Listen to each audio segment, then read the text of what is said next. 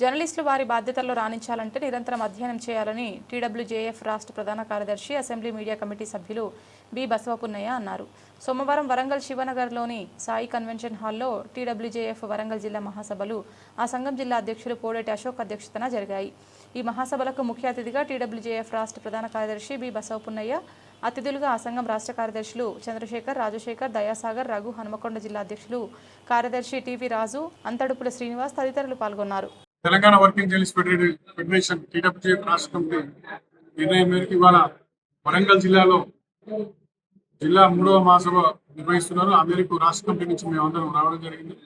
నా పేరు బి బసవపున్నయ్య, రాష్ట్ర ప్రధాన కార్యదర్శి ఫెడరేషన్.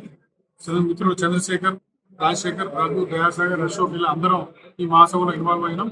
మొత్తంగా ఈ మహాసభలో దాదాపు 100 మంది జర్నలిస్టులు పాల్గొన్నారు. వరంగల్ జిల్లాలోని వివిధ ప్రాంతాల నుంచి వీళ్ళందరూ వచ్చినందుకు ధన్యవాదాలు తెలుపుతున్నాం. ఇవాళ ఈ మహాసభలు త్వరలోనే ఫెడరేషన్ రాష్ట్ర మహాసభలు జరగబోతున్నాయి, 3వ మహాసభలు. అట్లాగే ఈ క్రమంలోనే రాష్ట్రం అంతా పర్యటిస్తున్నాం. అన్ని జిల్లాలో మహాసభలు జరిపి ఫైనల్ గా రాష్ట్ర మహాసభ నిర్వహించాలని చెప్పి ఫెడరేషన్ రాష్ట్ర కమిటీ నిర్ణయించింది. మిత్రులారా, ఇవాళ రాష్ట్రంలో జర్నలిస్టుల సమస్యలు అనేక ఉన్నాయి, ఈ గతం నుంచే ఉన్నాయి. ఇప్పుడు బర్నింగ్ సబ్జెక్ట్స్ గా ఇళ్ల స్థలాలు, అక్రెడిషన్ కార్డులు, హెల్త్ కార్డులు కూడా ఉన్నాయి. అట్లాగే పెన్షన్ సంబంధించిన వ్యవహారం కూడా ఉంది. మహిళా జర్నలిస్టుల సమస్యలు కూడా ఉన్నాయి. వీటన్నిటి మీద ఎక్కడికక్కడ జిల్లా మహాసభలు చర్చించుకొని తుది రూపం రాష్ట్ర మహాసభలో ఇస్తాం. ఆ మేరకు ముఖ్యమంత్రి రేవంత్ రెడ్డి గారికి, మొత్తం ప్రభుత్వ యంత్రాంగానికి రిప్రజెంటేషన్ ఇవ్వడం ద్వారా జర్నలిస్టుల సమస్యలు ప్రభుత్వం దృష్టికి తీసుకుపోవాలని చెప్పి అనుకున్నాం.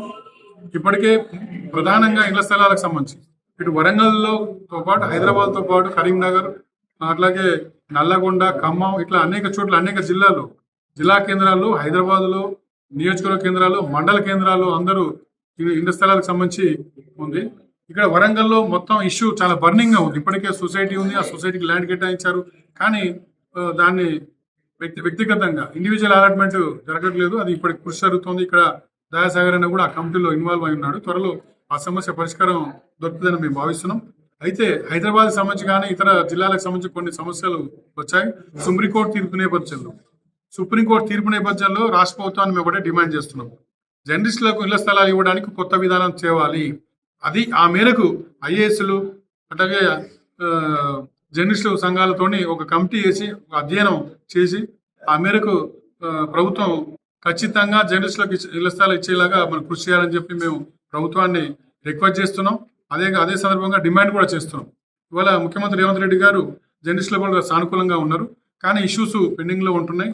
వాటిని సానుకూలంగా పరిశీలించి కొంత టైం కేటాయించి వాటిని పరిష్కరించే విధంగా ప్లాన్ చేయాలని చెప్పి మేము విజ్ఞప్తి చేస్తున్నాం. ఇకపోతే దేశవ్యాప్తంగా అనేక సమస్యలు ఉన్నాయి. ఇవాళ దేశంలో ఆర్టికల్ 19(1)A ప్రశ్నార్థకం అవుతుంది. ఆర్టికల్ 19(1)A అంటే ఏంటో మీకు అర్థమైంటది.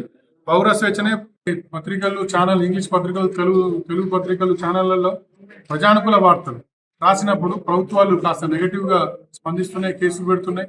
కానీ ఇక్కడ దేశంలో పరిస్థితి భిన్నంగా ఉంది. మీకు విషయం విస్తారంగా చెప్పాలి. రిపోర్టర్స్ వితౌట్ బార్డర్స్ అనే సంస్థ ప్రపంచ వ్యాప్తంగా అనేక దేశాల్లో సర్వే చేసింది. దేనికి సంబంధించి అంటే పత్రికా స్వేచ్ఛ మీద సర్వే చేస్తుంది. కానీ ఇండియాలో ఆ స్వేచ్ఛ ఏ స్థానంలో ఉందంటే 181 స్థానంలో ఉంది. మిగతా దేశాలు, ఈవెన్ పక్కనున్న చుట్టుపక్కల మన చిన్న దేశాలు మనకంటే ముందుంటాయి. కానీ మన భారతదేశం మాత్రం 150 పైన, అంటే 181 స్థానంలో ఉంది.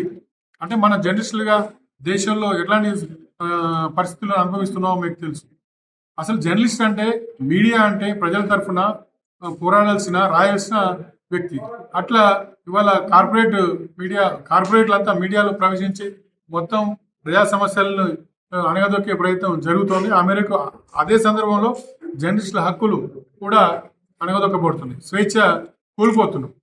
ప్రజా సమస్యల మీద మనం రాస్తే, వినిపిస్తే ఇబ్బందులు ఎదురవుతున్నాయి, కేసులు పెడుతున్నారు, జైలు పెడుతున్నారు, అనేక సందర్భాలు ఉన్నాయి, మీకు తెలుసు. గ్రామీణ సమస్యల మీద, పేదల మీద, మెజారిటీ తరగతి మీద మనం వార్తలు రాయాల్సిన అవసరం ఉంది. జర్నలిస్టులకు కూడా మనం వెనక్కిపోవాల్సిన అవసరం లేదు. నేను ఈ సందర్భంగా ఒకటే మీడియాకి, సమాజానికి విజ్ఞప్తి చేసేది ఏంటంటే, మీడియా ప్రజా సమస్యలను వినిపిస్తుంది, రాస్తుంది. అదే సందర్భంలో కూడా సమాజం సహకరించాలి. రాజ్యం అంటే ప్రభుత్వం జర్నలిస్టులకు, మీడియాకు సహకరించాలని చెప్పి నేను కోరుతున్నా. మాసంలో జర్నలిస్టుల సమస్యల మీద విస్తృతంగా చర్చించి తీర్మానాలు చేస్తాం. ఆ మేరకు జర్నలిస్టుల అభివృద్ధి సంక్షేమం కోసం మేము ముందు నడుస్తామని చెప్పి తెలంగాణ వర్కింగ్ ఫెడరేషన్ రాష్ట్ర కమిటీగా నేను హామీ ఇస్తున్నాను. జర్నలిస్ట్ ఫెడరేషన్ వరంగల్ జిల్లా 3వ సభలో మహాసభలో భాగంగా ఈ రోజున భవిష్యత్తులో తీసుకోవాల్సినటువంటి భవిష్యత్ కర్తవ్యాలను నిర్ణయించుకోవడానికి ఈ రోజున ఈ జిల్లా వ్యాప్తంగా సుమారుగా 100 మంది ప్రతినిధులు ఈ మహాసభకు హాజరవుతున్నారు. ఈ మహాసభలో అత్యంత నిర్మాణాత్మకమైనటువంటి చర్చ, నివేశన స్థలాలు, అదేవిధంగా జర్నలిస్టులకు వైద్య వసతికి సంబంధించి చర్చించడం జరిగింది. అదేవిధంగా వివిధ మండలాల్లో, నియోజకవర్గ కేంద్రాల్లో, నగరంలో మరి డబుల్ బెడ్రూమ్లు గతంలో ఇస్తామని చెప్పినటువంటి ప్రభుత్వం ఇవ్వకపోవడం, మరి మోసపూరితమైనటువంటి నాటకీయమైనటువంటి పద్ధతిలో పంపిణీ చేసినట్టే చేసి మళ్ళీ తిరిగి మరి ఆ హక్కు పత్రాలను తీసుకున్నటువంటి వైనాన్ని ఈ మహాసభలో చర్చించడం. భవిష్యత్తులో ఇప్పటికైనా కాంగ్రెస్ ప్రభుత్వమైనా పునరాలోచించుకొని వెంటనే జర్నలిస్టులకు వరంగల్ నగరంలో నిర్మించినటువంటి డబుల్ బెడ్రూమ్లను వెంటనే పంపిణీ చేయాలి.